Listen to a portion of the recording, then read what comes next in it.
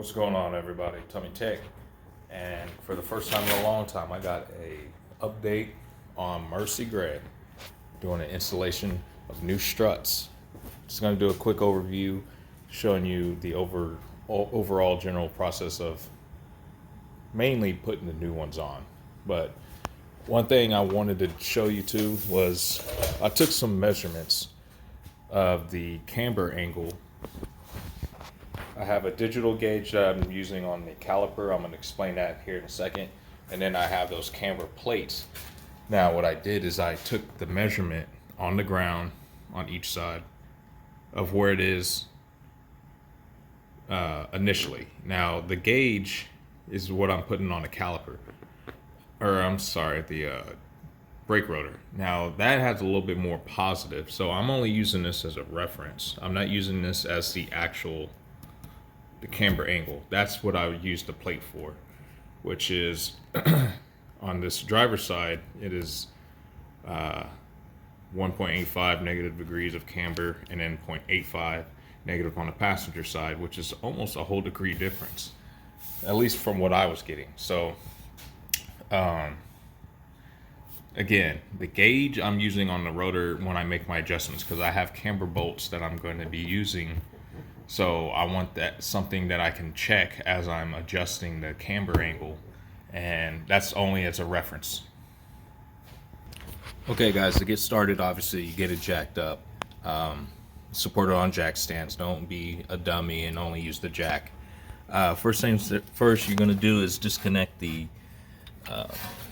there's a little 10 millimeter right here for the brake hose that goes on the strut, and then a little connector piece. Now normally you'll have a sway bar link there you have to take off too, but since I'm turboed, I don't have one, so so I won't be doing that part. 18 millimeter for here, 18 millimeter right here. Don't take them all the way out just yet. You're going to take off the 4 13 millimeter bolts up top.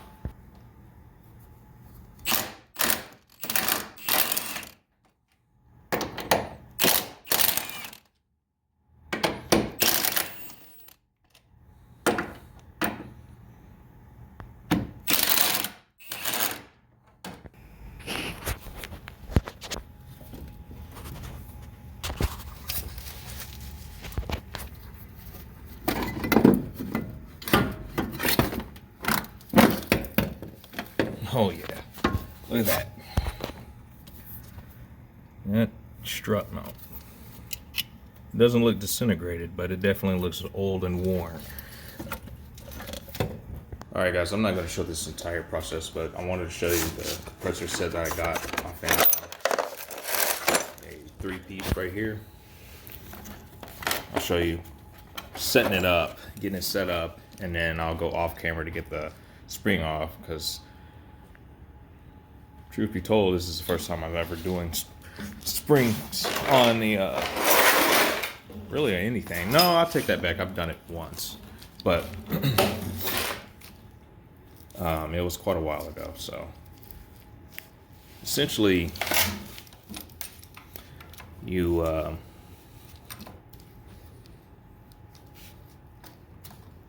you get that jaw around there. You get the jaw down here.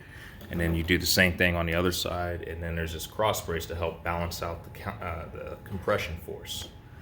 And then you just tighten it down. I'm gonna do it by hand as well. I'm not gonna use an impact and accidentally over compress it. So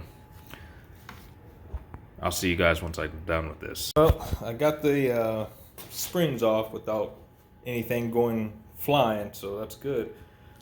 As you see, the passenger side that I just got taken off, the mount completely came apart.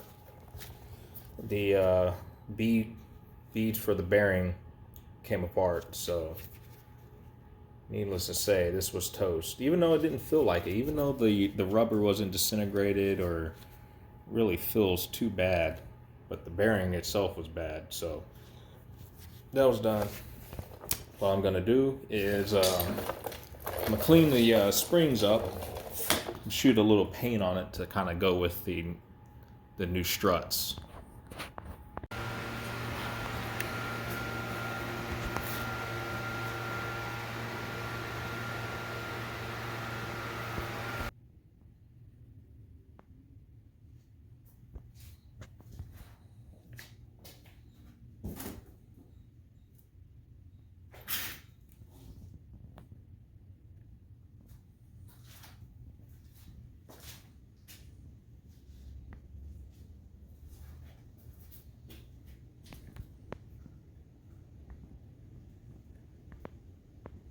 So I got everything put back together, and I ran into a little hiccup.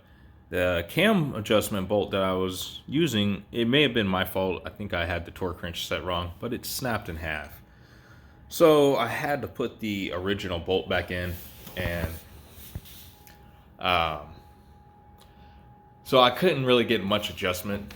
I did get it down to negative 1.1, 1.2 degrees of negative camber, while the other side is about negative 0.3 to 0.5.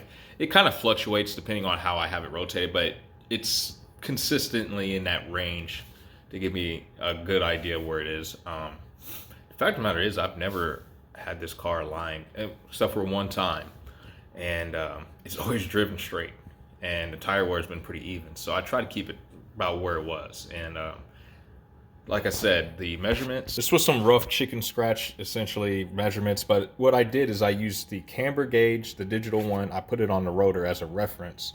The plate is the one that I actually took as an actual measurement, so that way I could compare to when I do my adjustments with the tire off. I can use the digital gauge on the rotor to, you know, camber in and out.